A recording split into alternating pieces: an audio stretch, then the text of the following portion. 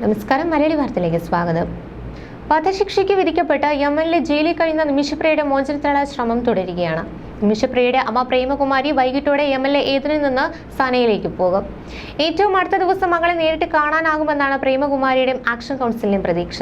ഇതിനുശേഷം കൊല്ലപ്പെട്ട തലാൽ അബ്ദു മഹദിയുടെ കുടുംബവുമായും സംഘം ചർച്ച നടത്തും. നിലവിൽ യമനിലെ ഏതൻ നഗരത്തിലാണ് നിമിഷപ്രിയയുടെ അമ്മ പ്രേമകുമാരിയും മനുഷ്യാവകാശ പ്രവർത്തകനായ സാമുവൽ ജെറോമും ഉള്ളത്. വൈകിട്ടോടെ ഏതനിൽ നിന്ന് സനയിലേക്ക് യാത്ര തിരിക്കാനാകുമെന്നാണ് പ്രേമകുമാരിയുടെ പ്രതീക്ഷ.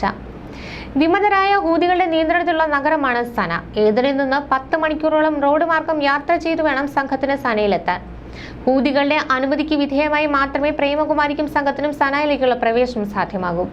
അനുമതി ലഭിച്ചാൽ സന നഗരത്തിലെ ജയിലിലെത്തി നിമിഷപ്രിയെ നേരിട്ട് കാണാനാകുമെന്നാണ് പ്രേമകുമാരിയുടെയും സംഘത്തിന്റെയും ശ്രമം.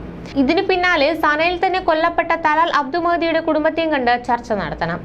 യമനിലെ നിയമപ്രകാരം കൊല്ലപ്പെട്ടയാളുടെ കുടുംബത്തിന്റെ അനുമതി ലഭിച്ചാൽ നിമിഷപ്രിയെ മോചിപ്പിക്കാനാകും. മോചന അനുമതിക്ക് വേണ്ടി നൽകുന്ന ബ്ലഡ് മണിയുടെ കാര്യത്തിൽ നിമിഷപ്രിയെ ആക്ഷൻ കൗൺസിലും തലാൽ അബ്ദു മഹദിയുടെ കുടുംബവും തമ്മിൽ ചർച്ച ചെയ്ത് തീരുമാനത്തിലെത്തണം.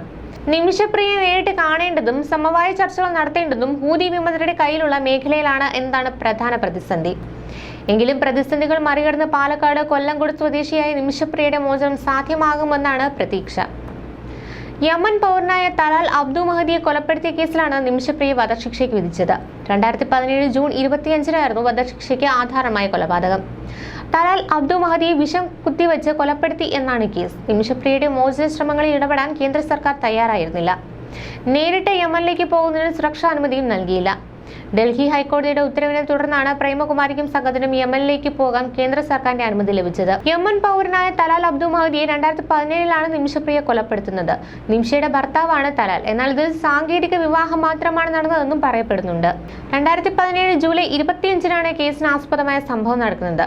സനയിലെ ഒരു ക്ലിനിക്കിൽ നഴ്സായിട്ടാണ് നിമിഷ പ്രവാസ ജീവിതം ആരംഭിക്കുന്നത്. ഭർത്താവ് യമനിൽ വെൽഡറായി ജോലി ചെയ്യുകയായിരുന്നു. എന്നാൽ ഇരുവരുടെയും കുറഞ്ഞ സാലറിയും 1.5 വയസ്സുള്ള മകളുടെ ഭാവിയും ഒക്കെ നോക്കി 2014 ഏപ്രിലിൽ നിമിഷയുടെ ഭർത്താവ് ടോമി തോമസ് മകളെയും കൂട്ടി നാട്ടിലേക്ക് തിരികെ വന്നു. 2014-ലാണ് നിമിഷ കൊല്ലപ്പെട്ട തലാൽ അബ്ദു മഹദിയുമായി പരിചയപ്പെടുന്നത്.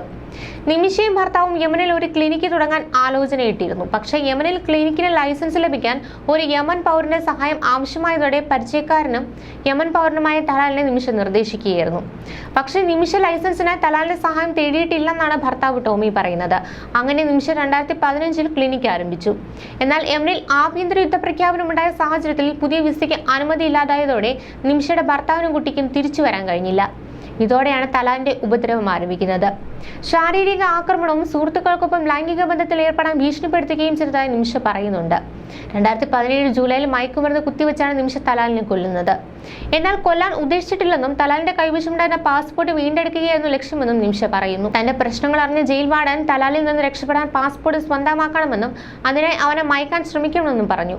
അവസരം ലഭിച്ചപ്പോൾ നിമിഷ തലാലിന്റെ മേൽ കെറ്റാമൈൻ എന്ന മയക്കുമരുന്ന് കുത്തിവെക്കുകയായിരുന്നു. കുറച്ച് മിനിറ്റുകൾക്ക് ശേഷം അയാൾ മയങ്ങി വീണെങ്കിലും മരിച്ചു. ഭയപ്പെട്ട നിമിഷ അവളെ സുഹൃത്തായ ഹനാനെ വിളിക്കുകയും തലാലിന്റെ മൃതദേഹം മാറ്റാൻ നിർദ്ദേശിച്ചതിനെ തുടർന്ന് മൃതദേഹം വെട്ടിമാറ്റി വാട്ടർ ടാങ്കിൽ ഉപേക്ഷിക്കുകയുമായിരുന്നു. കൊല്ലപ്പെട്ട തലാലിന്റെ നാട് ഹൂതി വിമതരുടെ ഇസ്ലാമിക ഗോത്രവർഗ്ഗക്കാരുടെ നിയന്ത്രണത്തിലുള്ള പ്രദേശമായതിനാൽ കടുത്ത ഇസ്ലാം നിയമങ്ങൾ പിന്തുടരുന്ന വിഭാഗമാണ് ഇവർ. അതുകൊണ്ട് തന്നെ കൊലപാതകത്തേക്കാൾ കൂടുതൽ ഇവരെ പ്രകോപിപ്പിക്കുന്നത് കൊലപാതക ശേഷം മൃതദേഹം വികൃതമാക്കിയെന്ന കുറ്റമാണ്. ദയാദനം സ്വീകരിക്കുന്ന കാര്യത്തിൽ തലാലിന്റെ കുടുംബത്തിന്റെ 2 അംഗങ്ങളാണ് എതിർത്തിരുന്നത്. ഈ 2 പേരൊഴികെ മറ്റുള്ളവരുടെ സമ്മതം ലഭിച്ചിരുന്നു. ന്യൂസ് ഡെസ്ക്, മലയാളി വാർത്ത.